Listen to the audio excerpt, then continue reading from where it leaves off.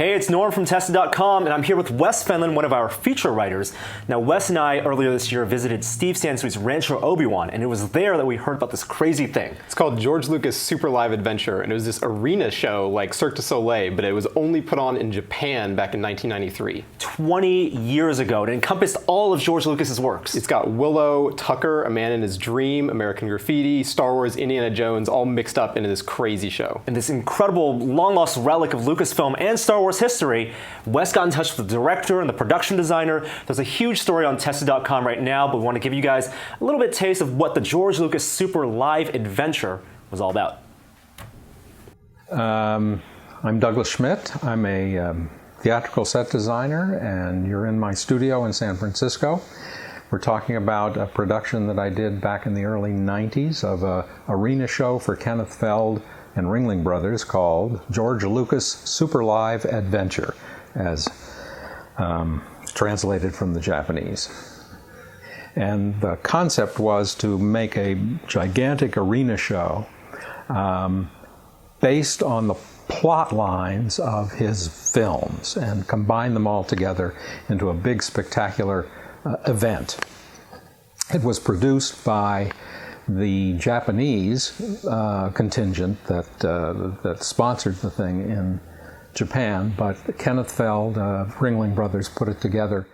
The Lucas people came to him and said, the 20th anniversary of Lucasfilm is going to happen in 2 years, and we want to do something for George and to celebrate it. And Kenneth said, well, what do you want to do?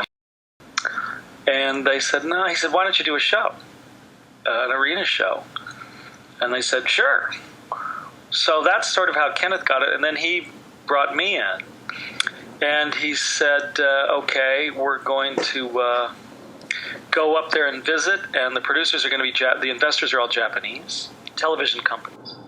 Yes, Star Wars was a big deal. More to the point, George Lucas was a big deal. At the time, he was the spokesperson for Panasonic.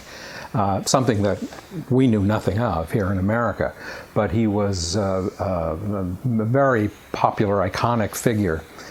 As well, the show's got to be an arena show, and the show has to be 2 acts, and it has to involve the audience. He said, great, create it.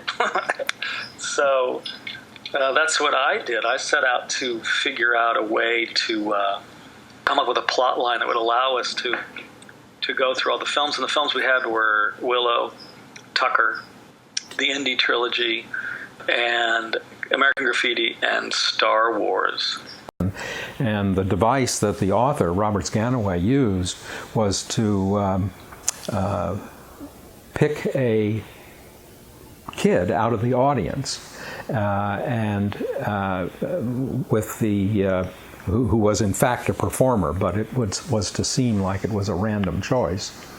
And because of various plot contrivances, she was told that in order to save the universe, she had to do certain things, go through certain trials. Then, once the script was settled on, it was translated by the Japanese. The American cast rehearsed in English. It was a playback, so it was recorded. So actually, while we were working on it we rehearsed for, 6 or 8 weeks in North Carolina at an empty arena that Kenneth found. We would read the lines live.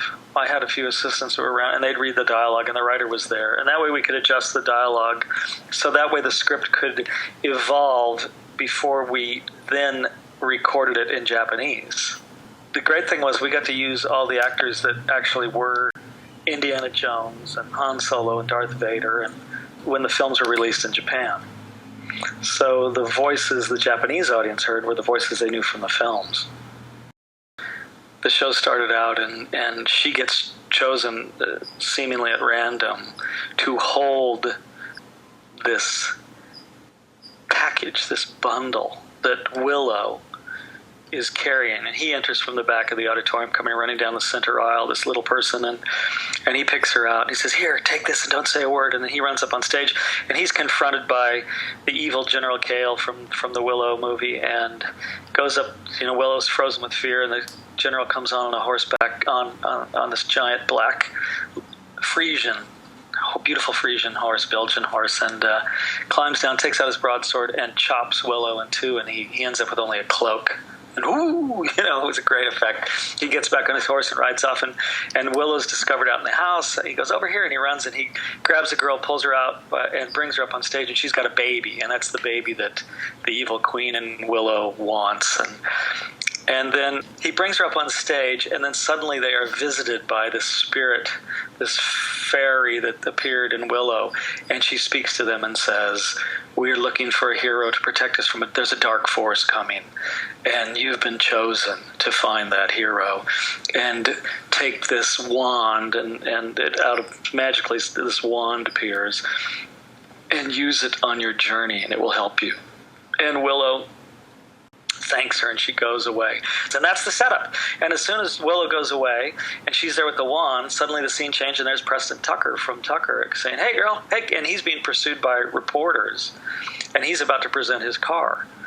So then she jumps into the world of Tucker, and so similarly we went from world to world, that there would just be a magical transition, and she's looking and meeting these various Lucas heroes. So she meets Tucker, she meets Indy, she then goes and she meets the cool dude, John. She meets him, and that's kind of, each number was different. Tucker was like a what we would call an industrial show.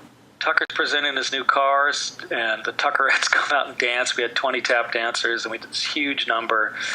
And it was, the culmination is we presented a real Tucker, and it drove around the stage. There were a lot of these big set pieces, these numbers. For example, the beginning of Indiana Jones starts in a nightclub, Club Obi-Wan. And from the film, we saw that it was quite an elaborate set, a very, very complicated set. And the centerpiece for the stage was this big red dragon mouth with arms and talons and facing the audience, which was the entrance onto the stage for the chorus girls. And we wanted to do that. We wanted to do that as much as possible. But it was a big sculptural thing, 60 feet across maybe, 15, 20 feet high. And so one thing that we hit upon was the idea of inflatables. Second act opened with American Graffiti. It was a big dance number, dance party, motorcycles on stage, big giant jukebox. I think that was inflatable. Diner, Mel's Drive-In, and then the last 2/3 of the second act was all Star Wars, with giant inflatable Jabba the Hutt with two guys inside it. That was fantastic. With the lasers, the lightsabers, of course. Then it was a cable. Luke had to hold a cable, and Darth, which was black. The scenes were very dark. We actually used laser, contained within a tube for them to sword fight with. And that looked very cool because it was brighter than any kind of light you can make. All those things were not off the shelf, none of that stuff. The budget for lasers was outrageous. The pyro, the stunt rigging, and scenic, the costume, great costume design, and the construction. Kenneth's resources, both to move stuff, to get stuff from one place to the other, to hit a prop shop that could make anything. This guy was a genius. He created and built all the Stormtrooper stuff, Darth Vader, C-3POs, and R2-D2s. It was amazing. It was a nerd's heaven, nerd's paradise. It really was. You still kept the poster for entertainment, nostalgia? All of the above. I always thought it was very kind of amusing to see all of these disparate characters jammed together on one poster. It makes really no sense at all.